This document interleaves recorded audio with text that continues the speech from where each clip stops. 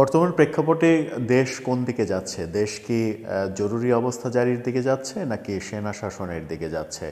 সেই প্রশ্নটা খুব করে আলোচনা শুরু হয়েছে। দেশের যে অরাজক পরিস্থিতি, কোনো দিকে কোনো কিছুই ঠেকানো যাচ্ছে না। সরকার প্রায় সর্বক্ষেত্রে ব্যর্থতার পরিচয় দিচ্ছে।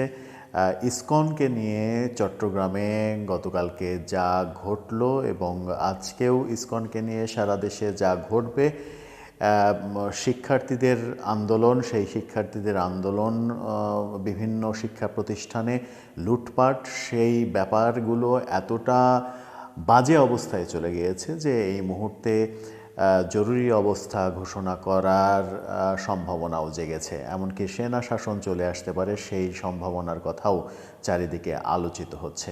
কি হতে যাচ্ছে সব মিলিয়ে, কোন দিকে যাচ্ছে দেশ, সেই আলোচনাই করবে এই ভিডিওতে। দর্শক থাকবেন পলিটিক্স টিভির নিয়মিত আয়োজনে।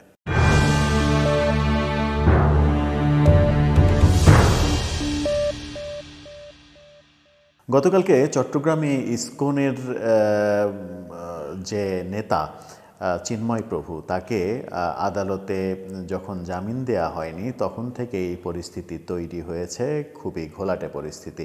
প্রিজন ভ্যান ঘিরে রেখেছিল ভক্তরা প্রায় ঘণ্টা তিনেক।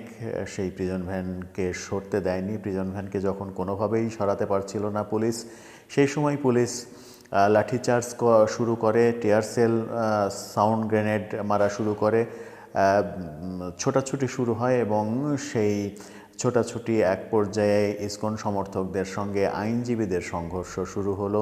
আইনজীবীদের সংঘর্ষের এক পর্যায়ে একজন শিক্ষানবিশ আইনজীবী মারা গেল, যেটা কিনা গত রাতে এসে জামাত ইসলামের পক্ষ থেকে জামাত ইসলামের আমির সেই সদস্যকে তার নিজের দলীয় সহকর্মী হিসেবে আখ্যা দিলেন এবং ইসলামী ছাত্র শিবির আজ সারা দেশে সেটার প্রতিবাদে বিক্ষোভ সমাবেশের আয়োজনের ডাক দিয়েছে। গত রাতেই আমরা দেখেছি মাদ্রাসার শিক্ষার্থীরা মাঠে বাইরে নেমে এসেছে এবং ইসকন বিরোধী স্লোগান দিয়েছে। যেহেতু একজন শিক্ষানবিশ আইনজীবী মারা গেছে, তাদের ভাষ্য যে তাদেরকে ইসকনের সদস্যরা মেরে ফেলেছে। ইসকনের তরফ থেকে অবশ্য ভিন্ন ভাষ্য দেওয়া হচ্ছে। ভাষ্য যে যেখান থেকে যেটাই দিক না কেন, পরিস্থিতি যে নিয়ন্ত্রণের বাইরে চলে যাচ্ছে সেটা একটা বড় বিষয়। এদিকে ছাত্রদের বিভিন্ন শিক্ষা প্রতিষ্ঠানে লুটপাট, সংঘর্ষ যে ঘটনাগুলো, সেই ঘটনাগুলোকে একেবারেই থামানো যাচ্ছে না। এবং স্বরাষ্ট্র উপদেষ্টা গতকালকে বলতে শুনলাম যে ছাত্ররা, কোমলমতি ছাত্রছাত্রী, তারা আমাদেরই সন্তান, আমাদেরই ভাই, আমাদেরই বোন, তাদের উপরে চড়াও হওয়া যাবে না, তাদের উপরে জোর জবরদস্তি করা যাবে না, তাদেরকে বোঝাতে হবে, আমরা তাদেরকে বোঝাতে সক্ষম হব, এরকম দায়সারা গোছের বিবৃতি আমরা দেখলাম। যখন দায়সারা গোছের এই বিবৃতি যখন দেখলাম, তখন ইসকনকে কেন্দ্র করে সারা বিশ্ব তোলপাড় হওয়ার সম্ভাবনা তৈরি হয়েছে। যখন ইসকনকে নিষিদ্ধ করার দাবি জানানো হচ্ছে, ঢাকা বিশ্ববিদ্যালয়ে গত রাতে আমরা দেখেছি যে বৈষম্যবিরোধী ছাত্র আন্দোলনের পক্ষ থেকে ইসকনকে নিষিদ্ধ করার ঘোষণা করা হয়েছে। বৈষম্যবিরোধী ছাত্র আন্দোলন তার আগে দিনের বেলায় এবং একজন উপদেষ্টা দিনের বেলায় ইসকনের চিন্ময় প্রভু তার কথাবার্তার মাধ্যমে সন্ত্রাস ছড়িয়ে ফেলছেন এমন অভিযোগ করেছেন। পরিস্থিতি আসলে কোন দিকে যাচ্ছে? পরিস্থিতি অনেক বেশি ঘোলাটে হয়ে যাচ্ছে এবং সরকারের ব্যর্থতা স্পষ্ট হচ্ছে। সরকারের ব্যর্থতা মানে সব দিকে ইসকনকে নিয়ে যখন যাচ্ছে তাই অবস্থা হচ্ছে। তখন আলোচনা উঠেছিল যে ইসকনের চিন্ময় প্রভুকে গ্রেপ্তার করার ঘটনাটা না ঘটালেও হতো এবং এটা ছাত্রদের যে কলেজ বিশ্ববিদ্যালয়ে যে অরাজকতা, সেই অরাজকতার ব্যাপারে সেই দিক থেকে দৃষ্টিটা সরাতেই মূলত চিন্ময় প্রভুকে গ্রেপ্তার করা, এবং সেটা হিতে বিপরীত হয়েছে। ছাত্ররা কারো কথা শুনছে না, অরাজক পরিস্থিতি তৈরি করছে। যেখানে সেখানে একটা টেন্ডেন্সি তো সারা দেশে তৈরি হয়েছেই যে সমন্বয়ক পরিচয় দেয়া, সহ সমন্বয়ক পরিচয় দেয়া। সমন্বয়ক শব্দটা একটা সময় মনে হচ্ছে যে গালিতে পরিণত হয়ে যাচ্ছে। এই ব্যাপারগুলো যখন একের পর এক ঘটছে, ঢাকায় আমরা দেখলাম যে মামার বাড়ির আবদারের মতো তিতুমির কলেজের শিক্ষার্থীরা নিজেদের কলেজকে বিশ্ববিদ্যালয় ঘোষণার দাবি জানালো। বিশ্ববিদ্যালয় ঘোষণার দাবি যখন জানালো, তখন এই এই দাবি কতটা যৌক্তিক? তারা ট্রেন অবরোধ করলো, ট্রেনে পাথর ছুড়লো, ট্রেনে শিশু বৃদ্ধরা আহত হলো, রক্তাক্ত হলো। এই ঘটনা আমরা কতদিন দেখব?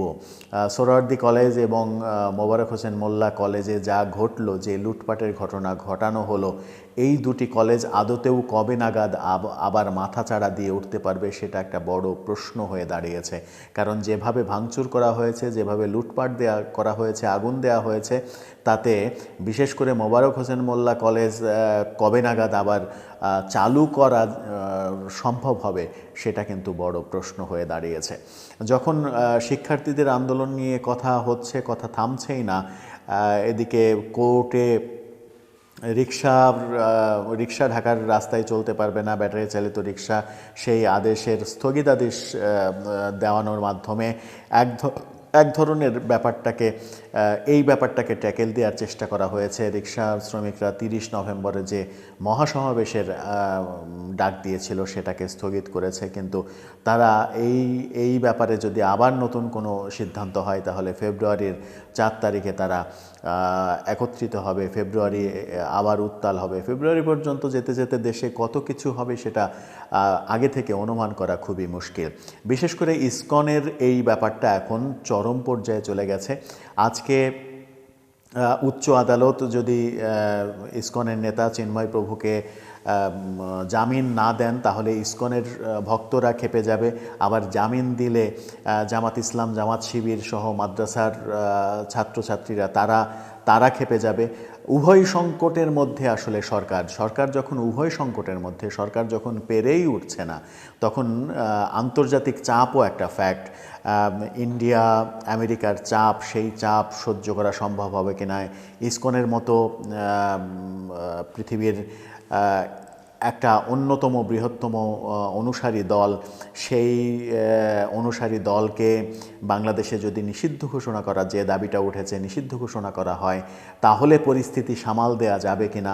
নিষিদ্ধ ঘোষণা যদি না করা হয়, তাহলে যারা নিষিদ্ধের দাবি তুলছেন তাদেরকে সামাল দেয়া যাবে কিনা। এই উভয় সংকটের মধ্যে আমার মনে হয় যে অবস্থা বেগতিক হলে রাষ্ট্রপতির জরুরি অবস্থা ঘোষণা করা ছাড়া আর কোনো উপায়ন্তর থাকবে না। এমনকি সেনা শাসন চলে আসতে পারে। সেনা শাসন আসা ছাড়া এই পরিস্থিতি সামাল দেয়া যাবে না, এমন আলোচনা কিন্তু চায়ের দোকানে দোকানে শুরু হয়ে গেছে। তাহলে কি সেনা শাসন চলে আসছে? আমরা কি জরুরি অবস্থার মধ্যে পড়ে যাচ্ছি? উপদেষ্টা মাহফুজ আলম যে গৃহযুদ্ধের কথা বলেছিলেন, সেই গৃহযুদ্ধ কি লেগেই গেল অবশেষে? গৃহযুদ্ধ সাধারণত লাগে দুই পক্ষে। এখন বাংলাদেশে যে অবস্থা হয়েছে, বহু পক্ষ তৈরি হয়েছে। বহু পক্ষের মধ্যে এই যে বহু পক্ষের ইন্টারঅ্যাক্টিভ যখন গৃহযুদ্ধের মধ্যে তৈরি হবে, ওর বিরুদ্ধে, ওর বিরুদ্ধে, বহুমাত্রার যুদ্ধ যখন শুরু হবে, তখন আমাদের দেশটা আসলে কোথায় যাবে, কোথায় গিয়ে থামবো আমরা, সেই প্রশ্ন তৈরি হয়েছে। দেশটা সত্যি সত্যি সেনা শাসনের দিকে গেলে কিংবা জরুরি অবস্থার দিকে গেলে অবাক হওয়ার কিছু থাকবে না। উপদেষ্টারা ব্যর্থ হচ্ছেন, ব্যর্থতার পরিচয় দিচ্ছেন এবং তাদের কাজে কর্মে স্থবিরতা নেমে এসেছে, তাদের কথাতে অসহায়ত্ব প্রকাশ পেয়েছে। কদিন আগেই ডক্টর ইউনূস বলেছিলেন যে উপদেষ্টারা বারবার তাকে অনুরোধ করছেন যে আমাকে ছেড়ে দেন, আমাদের ছেড়ে দেন, আমরা আর পারছি না, এই বেতনে চলছে না, তো ছেলে মেয়েদের লেখাপড়া চালাতে পারছি না। তো উপদেষ্টাদের মধ্যে ম্যাক্সিমামই হচ্ছে বয়োবৃদ্ধ উপদেষ্টা, তাদের ছেলে মেয়ে কোথায় থেকে আসলো লেখাপড়া করানোর মতো, সেটাও একটা বড় প্রশ্ন। সব মিলিয়ে হযবরল অবস্থা তৈরি হয়েছে। এই মুহূর্তে সেনাপ্রধান ওয়াকারুজ্জামান কি করবেন? শোনা যাচ্ছে গতকাল রাতে নাকি সেনাপ্রধান সহ 3 বাহিনীর প্রধানদের ডক্টর ইউনূসের সঙ্গে একটা মিটিং হয়েছে, কানাঘুষা হচ্ছে, সেটাও সত্য কিনা জানি না। একটা মিটিং হয়েছে, সেই মিটিং থেকে কিছু সিদ্ধান্ত আসলো কিনা, সেই সিদ্ধান্ত যদি আসে তাহলে আমরা হয়তো 2-1 দিনের মধ্যে কিছু একটা দৃশ্যমান দেখতে পারবো। আজকের উপরে অনেক কিছু নির্ভর করছে। আজকে দেশ কতটা উত্তাল হয়, কোন দিকে যায় পরিস্থিতি, সেটার উপরে অনেকখানি নির্ভর করছে ভবিষ্যৎটা কী হবে। জরুরি অবস্থা জারি হবে নাকি সেনা শাসনের দিকে চলে যাবে। এই উপদেষ্টা পরিষদ এক সময় হয়তো সেনাপ্রধানকে বলেই দিবেন আমরা আর পারছি না, আপনি টেক ওভার করেন। এরকম পরিস্থিতির দিকে যাচ্ছি। যদি দেশ সেনা শাসন দেশে চলে আসে তাহলে আন্তর্জাতিক চাপ সৃষ্টি হবে। জাতিসংঘে শান্তি মিশনে সেনাবাহিনীর যে অংশগ্রহণ, সেনাবাহিনী সহ বাংলাদেশের বিভিন্ন বাহিনীর যে অংশগ্রহণ সামরিক শাসনের ফলে সেটা নিষিদ্ধ হবে। সব দিক থেকে আমরা বঞ্চিত হব। কোন দিকে যাব আমরা, কোন দিকে যাবে দেশ, কোন দিকে সেনাপ্রধান যাবেন কিংবা ডক্টর ইউনূস যাবেন, সব পথই কিন্তু কণ্টকাকীর্ণ।